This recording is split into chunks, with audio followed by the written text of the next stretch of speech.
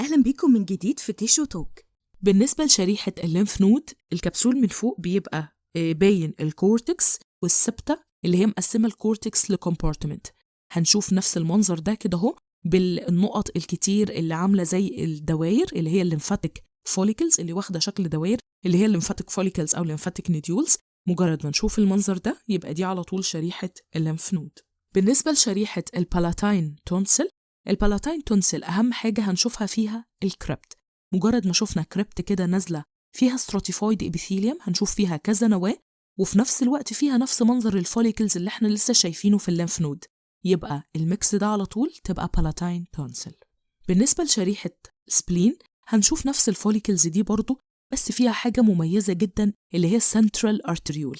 السنترال ارتريول ده عبارة عن هتبقى حاجة كده كورة لونها أحمر موجودة طرف الفوليكل، أو أحيانا تبقى في النص عادي، أو أحيانا ممكن تشوف 2 ارتريول في نفس الفوليكل. كل ده برضو هيبقى سبلين. اللي بيميز كمان السبلين إن الترابيكولي اللي فيه ممكن تشوفها بين الفوليكلز، بتبقى زي حاجة لونها أحمر كده هو ما بين الفوليكلز، وكمان بيميزوا السك كبسول. بالنسبة لشريحة السك سكن، السك سكن اللي بيميزه هو الكيراتين. هنشوف أنوية كتير فوق بعض اللي هو الستراتيفايد إبيثيليوم. فوق الأنوية دي طبقة مصمتة ما فيهاش أنوية ولا فيها سيلز ولا فيها أي حاجة. الطبقة دي مجرد ما هنشوفها يبقى ده الكيراتين، يبقى دي شريحة السك سكن. شريحة السن سكن أهم حاجة نشوف فيها الهير فوليكل. الهير فوليكل ممكن نشوفها لونجيتيودينال سكشن، يعني بنشوفها وهي نازلة من الإبيثيليوم، أو هنشوفها ترانسفيرس سكشن، هنشوفها من جوه وهي مقطوعة فبتبقى عاملة زي الدايرة وهنشوف جواها الشعراية. مجرد ما نشوف المنظر ده يبقى دي على طول شريحة السن سكن.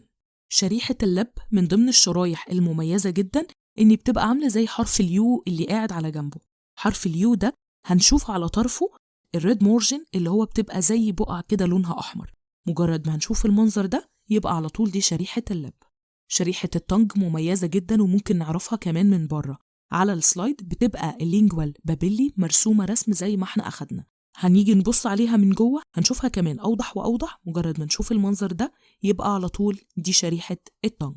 شريحة الفندس بتبقى عاملة زي التاج كده من فوق ونازل منها الفندق جلانس. الفندق جلانس بيبقى فيها ألوان مختلفة، فيها الخلايا اللي هي الأوكسفيل سيلز بتبقى لونها أحمر، وفيها البيبتيك سيلز اللي هي بتبقى فيها بيزل بيزوفيليا. فاحنا المنظر العام هتبقى شايف فيها حاجات بيزوفيليك وحاجات أسيدوفيليك تحت التاج ده على طول. مجرد ما هنشوف المنظر ده يبقى على طول دي شريحة الفندس. شريحة الجوجينم دي شريحة كلها فيلاي كتير في الميوكوزا، بعد كده صب ميوكوزا ما فيهاش جلانس، بعد كده طبقة الماسكولوزا، بعد كده طبقة السيروزا. وانس شفنا الميكس ده كله تبقى على طول دي شريحة الجوجينم. طيب الشريحة التانية اللي شفنا فيها نفس منظر الصوابع ده كانت شريحة السمبل كولامنر إبيثيليوم، بس دي شريحة احنا واخدينها كإبيثيليوم بنبقى مكبرين قوي على الصوابع دي على الفيلاي دي.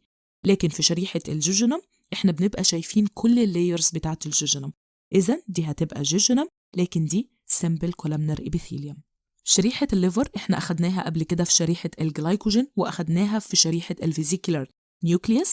شريحة الليفر دي تبع الجي اي تي، جايبينه كأورجن يعني جايبينه باللو باور. ممكن نشوف كذا سنترال فين، السون ري ابيرنس هيبقى واضح جدا حوالين كل سنترال فين. مجرد ما هنشوف المنظر ده يبقى على طول دي شريحة الليفر. شريحة البنكرياس أخدناها هي قبل كده كسيرس أسينوي وكالوكالايزد ار اي ار. كمان كبنكرياس نفس المنظر اللي احنا قلنا عليه إنه عامل زي فصوص الرمان.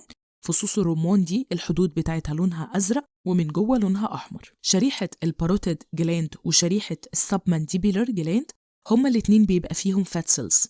اللي هيميز الباروتيد عن السبمانديبيلر الباروتيد بالإضافة للفات سيلز اللي هي عبارة عن فراغات بيضة خالص فيها أسينوي كلها نفس اللون. لكن السبمانديبيلر هتبقى فيها أسينوي زاهية أسيدوفيليك، وهنبقى ظابطين على كمان أسينوي اللي هي الميوكس أسينوي اللي اتفقنا إن السيتوبلازم بتاعها هيبقى ممسوح. يبقى لما أشوف شريحة كلها لون واحد ما عدا الفات سيلز اللي هي الفاضية تبقى باروتيد جلاند. لكن لو شفت فات سيلز ومعاها أسينوي أسيدوفيليك ومعاها أسينوي كمان مش واخدة لون كويس يبقى على طول دي شريحة السبمانديبيلر جلاند.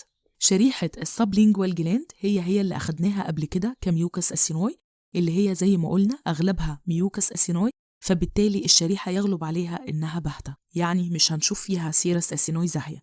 الشريحة هنا الغالب عليها إنها باهتة، شريحة الباروتيد الغالب إنها زاهية، شريحة السبمانديبولار فيها زاهي وفيها باهت وفيها فاضي خالص اللي هي الفات سيلز. شريحة التراكية أهم حاجة فيها إن أنت هتشوف الكورتلج اللي فيها. أول حاجة طبعا أنت هتلاقي الريسبيراتوري إبيثيليوم بالسيليا اللي عليه، حتى لو ما كانش واضح قوي أنت ممكن تشوف الجوبلت سيلز اللي هي الفراغات اللي ما بين الإبيثيليوم ده. بعد كده هنشوف طبقة الكورتلج اللي هو شبه الهايلاين كورتلج اللي احنا أخدناه بس هنا مستطيل. فمجرد ما شفت منظر الهايلاين كورتلج ده اللي هو فيه اللاكيونا الفراغات اللي احنا قلنا عليها وريسبيراتوري إبيثيليوم، يبقى على طول دي شريحة التراكية. لكن لما أشوف المنظر ده بمنظر الألفيولاي اللي عاملة زي الشبكة ومنظر الانترابلمونري برونكاس اللي محاوطها بليتس من الهايلاين كورتلج اللي احنا لسه واخدينه في التراكية واللي خدناه كهايلاين كورتلج لوحده، بس هنا متقطع كورتلج صغير حوالين الانترابلمونري برونكاس، يبقى على طول دي شريحة اللنج.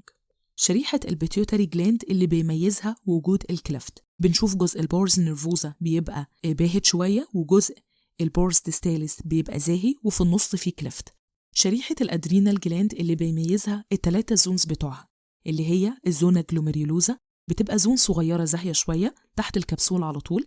بعد كده الزونة فاسيكيولاتا بتبقى زون أكبر زون فيهم وبتبقى أبهت من اللي فوقيها واللي تحتها. بعد كده زونة ريتيكولاريس، بعد كده المظلة.